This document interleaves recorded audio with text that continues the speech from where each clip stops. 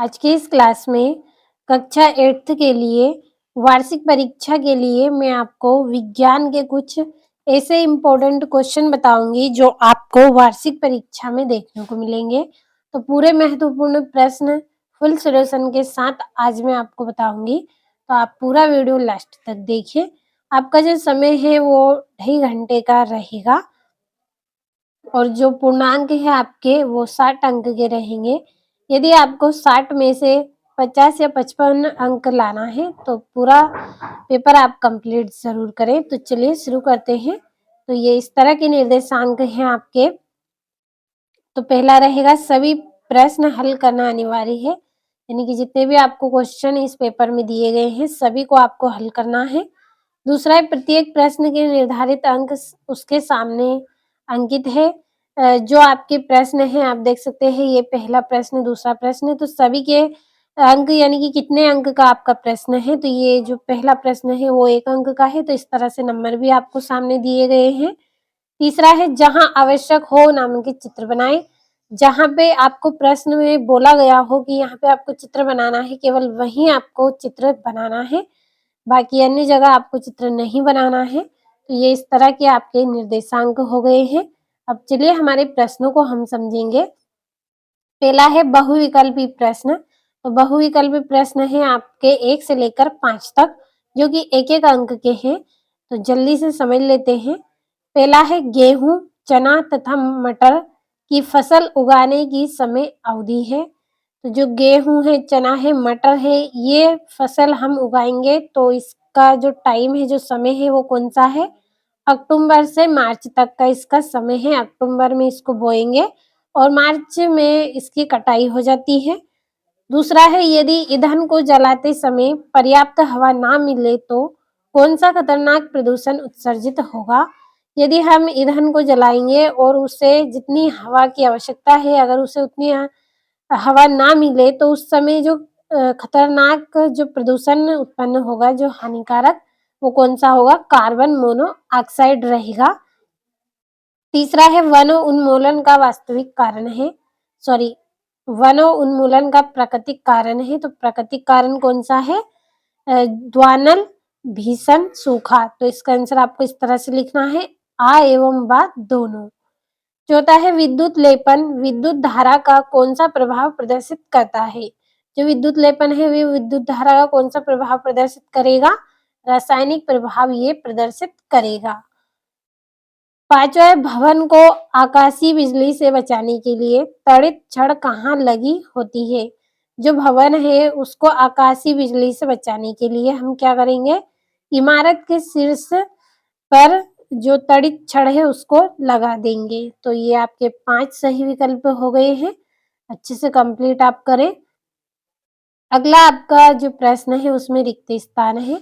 तो मैं आपको सभी प्रश्नों के आंसर दूंगी, तो आप पूरा वीडियो लास्ट तक देखें। तो चलिए रिक्त स्थान को भी समझ लेते हैं। से लेकर 10 तक के 1-1 अंक के जो प्रश्न है इसमें आपको रिक्त स्थान करना है। पहला है डेंगू के वायरस का वाहक डेडेस मच्छर है। तो कौन सा मच्छर है? तो इसका आंसर रहेगा मादा एडिस।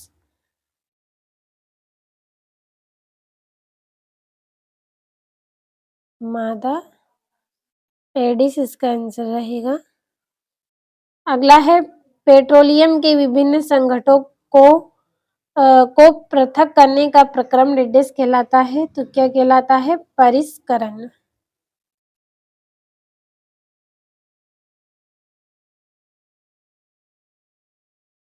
आठवां है सबसे अच्छा अग्निशामक डेडेस है। तो सबसे अच्छा अग्निशामक कौन सा है? Carbon dioxide.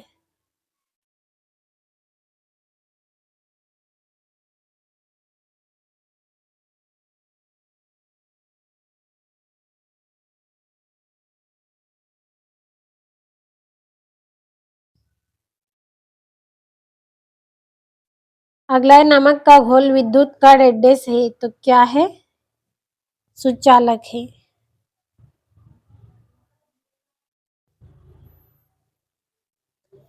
अब 10वां रिक्त स्थान भी भर लेते हैं। 10वां है किसी वस्तु में आवेश है या नहीं इसकी पहचान के लिए डेडेस का उपयोग किया जाता है। किसका विद्युत दर्शी का किया जाता है?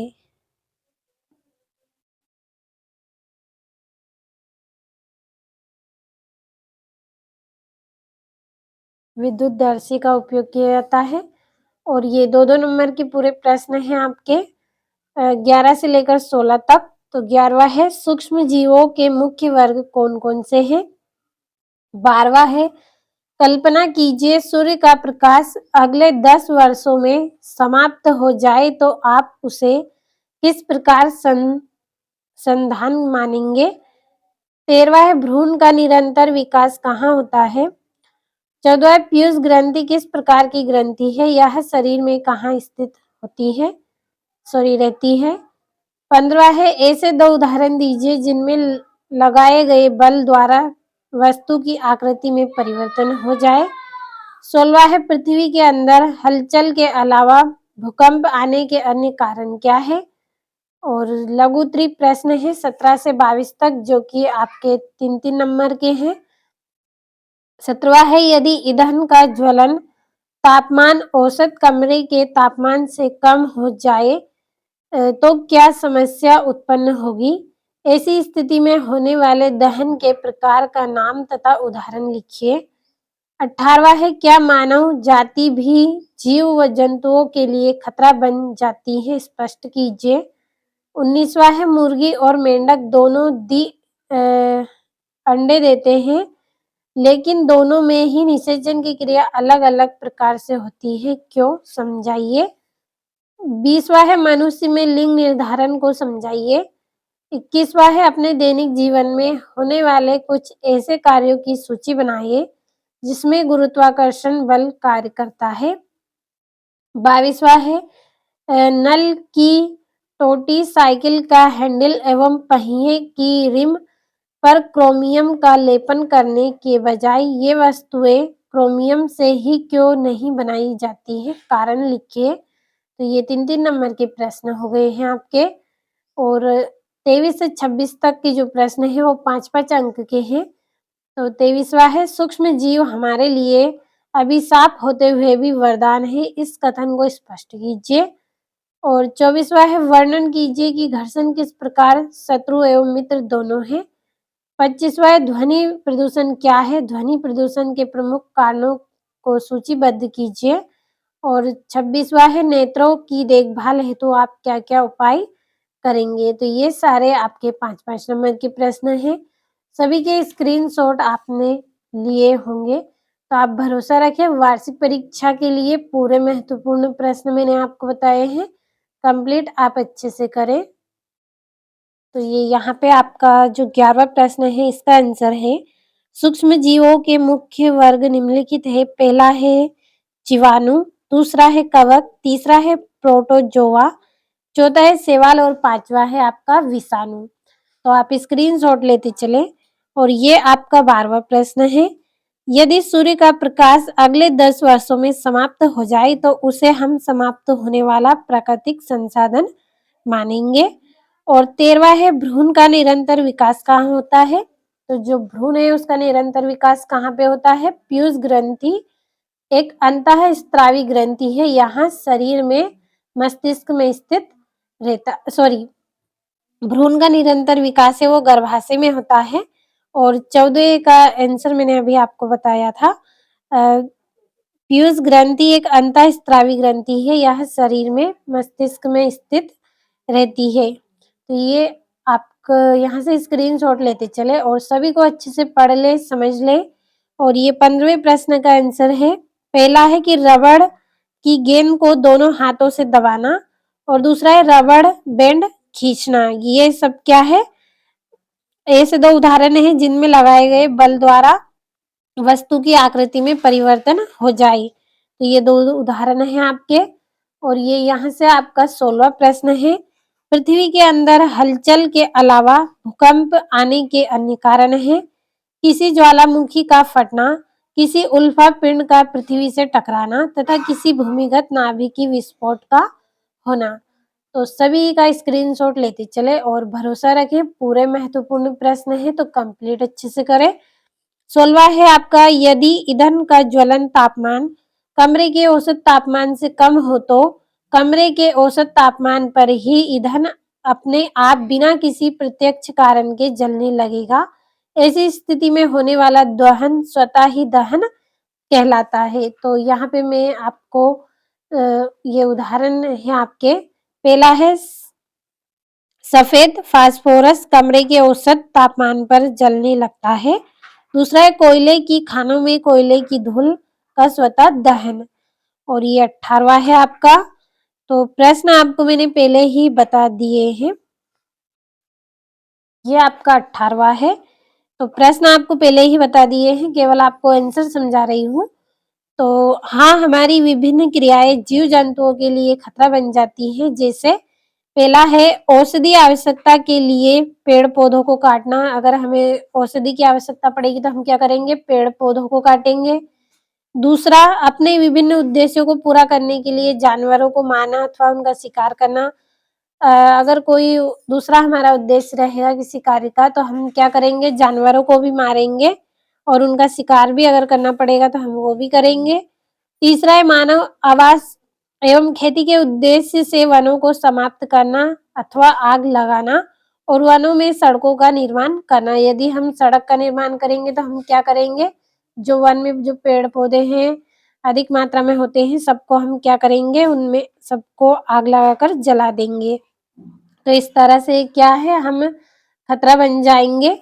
और ये आपका यहाँ पे जो 19वां प्रश्न है ये इसका थोड़ा बड़ा प्रश्न का आंसर है, तो आप पढ़ लीजिएगा क्योंकि ज़्यादा समय भी आपका नहीं लूँगी मैं, कम समय में ही आपको यहाँ पे पूरे प्रश्न के आंसर बताऊँगी। और ये आपका अगला प्रश्न है मनुष्य में लिंग निर्धारण को समझाइए। तो यहाँ पे मनुष्य के प्रत्येक कोशिका के केंद्रक में 23 जोड़े गुणसूत्र पाए जाते हैं। इनमें से 2 गुणसूत्र लिंग सूत्र होते हैं और स्त्री में 2 जो एक्स गुणसूत्र है। तो आप यहाँ पे चित्र के द्वारा आप देख सकते हैं, शुक्राणु है, यहाँ पे अंडाणु है। तो किस तरह से यहाँ पे एक्स वाई और ये आपका चित्र है और ये यहाँ पे है। तो अच्छे से पढ़ ले आप। अगला है ये आपका 21वां प्रश्न, अपने दैनिक जीवन में होने वाले कुछ ऐसे कार्यों की सूची आपको बनाना है जिसमें क्या है, गुरुत्वाकर्षण बल कार्य करता है। तो पहला है हमारे दैनिक जीवन में होने वाले कुछ ऐसे कार्यों की सूची जिनमें गुरुत्वाकर्षण बल कार्य करता है, तो निम्न है। तो इस तरह से आप हेडिंग डाल लें। ये हेडिंग डालने से आपका जो प्रश्न का आंसर है वो अच्छा लिखा जाता है और आपको पूरे अंक इससे मिलते हैं। तो इस तरह से हेडिंग जरूर डालें। पहला है पेड़ पौधों से पत्तियां एवं फलों का नीचे गिरना, ये भी क्या है, गुरुत्वाकर्षण बल कार्य करता है। दूसरा है पुस्तक पेंसिल पेन आदि का हाथ से छूटने पर नीचे गिरना, इसमें भी क्या है, गुरुत्वाकर्षण बल लगता है। तीसरा है आटे को छानते समय उसका नीचे गिरना। चौथा है गेंद को ऊपर की ओर उछालने पर एक निश्चित ऊंचाई पर पहुंचने के बाद नीचे आना। पांचवा है नल की टोटी खोलते ही जल का नीचे की ओर गिरना। तो इन सभी जगह पर हमें क्या है, गुरुत्वाकर्षण बल कार्य करता दिखाई देता है। तो अच्छे से कंप्लीट करें।